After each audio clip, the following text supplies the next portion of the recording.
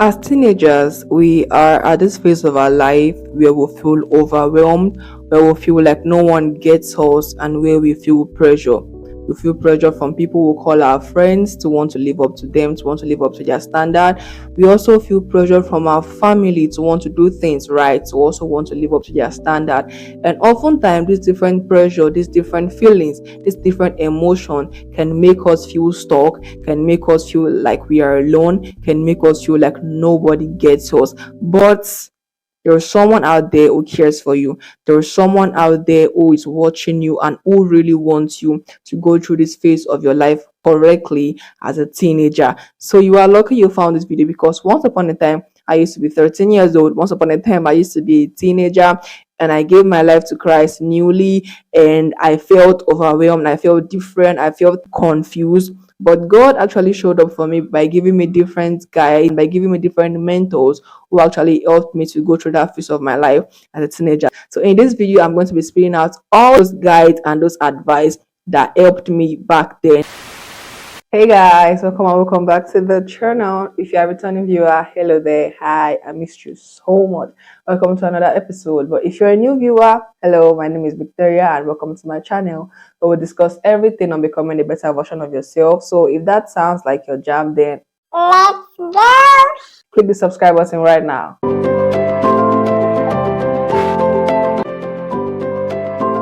In a world where social media and peer pressure can actually define your self-worth, can actually define your value as a teenager, I just want you to remember that your true identity actually comes from you being a child of God. Your true worth, your true value, your true importance actually comes from you being a child of God. Always remember that you are loved, you are accepted with Christ despite your mistakes and your flaws. Always remember that you are a prince and a princess in the sight of God. So therefore, do not let what the world is offering to you, or do not let the standard that social media has made to define you, because your true identity is in Christ. And I want you to hold that deep inside of you, because who you are is defined by Christ, not by the environment.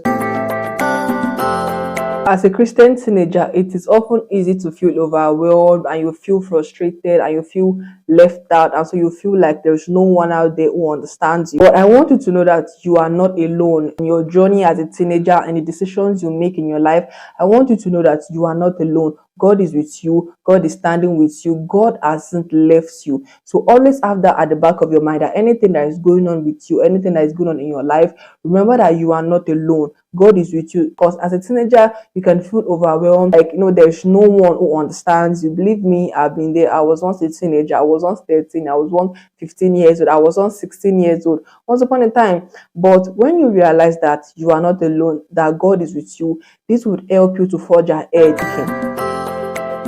Now, this is a big one for we teenagers, but I want you to remember that your body is the temple of God. Because especially in this world now, that having sex is an achievement, doing drugs is an achievement, messing with your body is an achievement. I want you to remember that you are a royal priesthood.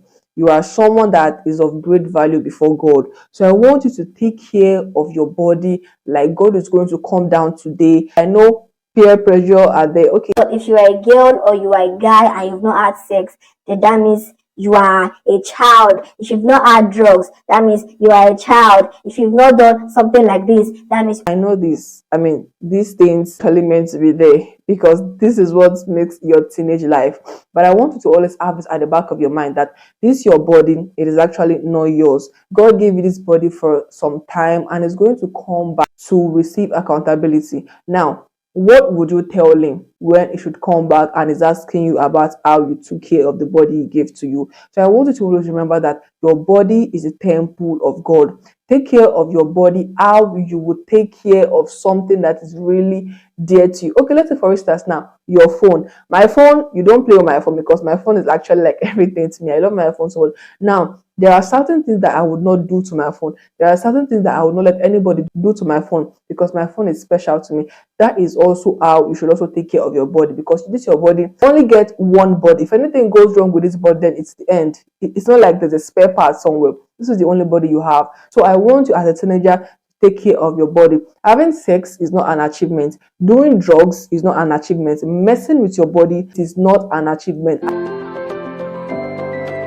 Matthew 5 verse 16 says, "Let your light so shine before men that they may see your good works and glorify your Father in heaven." As a teenager, you have a unique opportunity to share God's love and to share God's word. So do not be afraid to stand out and be a beacon of light in this world of darkness. Do not be afraid to stand up before your friends and proclaim the truth. Do not be afraid to stand up before your friend and do what is right. Do not be afraid to stand up before your friends and preach the gospel to them, because you are a light and you are meant to shine.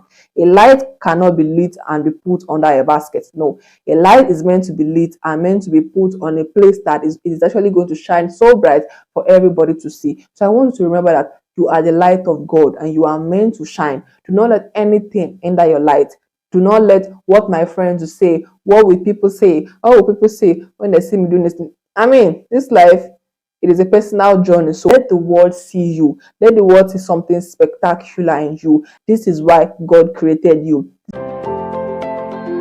Prayer is not just a ritual or a duty, but it is a powerful way to connect with God. It is a powerful way to build an healthy relationship with God. It's also a powerful way to gain guidance and to gain direction and to gain strength from God. So please, I beg you with everything, do not play with your prayer life, because when your prayer life is down, your physical life goes down. Now, what do I mean by your physical life? That is when you start struggling to get money. That is when you start struggling to do some certain things, because your prayer life is actually always meant to be on top. It is always meant to be on a high key. So please do not play with your prayer life. Endeavor to pray in the morning. When you wake up in the morning, pray. On your way to school, pray. Always endeavor to pray. Do not play. I cannot emphasize this enough. But prayer is actually what helped me a lot back then when I just started my journey with Christ, which is like 6 years now. I mean, I've been on the journey with Christ for like 6 years plus, and believe me, it has been lovely, and prayer has made this journey, has made this decision easy for me. So do not forget to pray. Always learn to pray. Pray. The same way you are eating your food and you are drinking your juice and you are watching movies, listening to music, that same energy, please put that energy into prayer, because God needs you to pray. It is actually easy to get caught in your own plans and in your own decisions and in your own goals. But I want you to remember that God's plan is the best. Even the Bible says that for the thought that God has for us are thought of good and not of evil. So there might be some certain things that you want to do and God is telling you no. Please listen to him, because God knows what is best for you. There is actually this movie that came out late last year. It's available on Netflix anyway. It's called The Forge. Now, this movie, I recommend this movie a lot to most of my Christian friends. Now, there's a particular scene in this movie where the lead actor was throwing off his video games. Now, why was he throwing off his video games? Because even before he threw his video games out, he had to sit down on his bed and he was thinking, God, what do you want me to throw away? What do you want me to let go of? And God made that impression on him, and it was like, this video games, throw it out. And it was difficult for him because he was so into video games. He loved video games. I mean, he had that impression from God that he needs to throw those video games out. He did not hesitate, though it was difficult, but he had to throw these video games off, because he knew that the plan that God has for him is a plan that even the entire world will see and they will be wowed. And he cannot let anything to stand against those plans. This is why you always want to trust God's plan and trust God's timing and trust God's decision, because God's plan, God's decision, it can be annoying. I've been there. It can be so annoying that you would want something and God is saying, no, I don't want this thing. This is what I want. And maybe that is not what I want, but I would have to do it because I know God's plan is actually the best, because I know God can actually see the future. I'm just saying what is close to me. I'm not seeing the future. Like, this is why you want to listen to God's plan, trust in God's plan. Things might not be going how you want it to be, but I want you to know that God has a plan for you. As a teenager, you have access to God's power and provision. So do not be afraid to dream big. God has deposited mighty things in you. You are equipped for greatness. You are equipped for God's wonders. Just have it at the back of your mind that God is with you in every journey, God is with you in every step, God is with you in every decision you are making. So do not be afraid to dream big. Please choose your friends. Know the kind of people that you are interacting with. You don't need to be friends with everybody. You don't need to be bestie with everybody. Set boundaries with people that deserve it. Choose your friends. Know who you interact with. Know who you spend your time with, because the people you interact with would actually have an impact on your life as a Christian teenager. It can be a positive impact or it can be a negative impact. So choose your friends, choose your environment, choose the people you talk to, choose the people you relate with. Till now, I'm still very selective of my friends. This is how you should lead your life.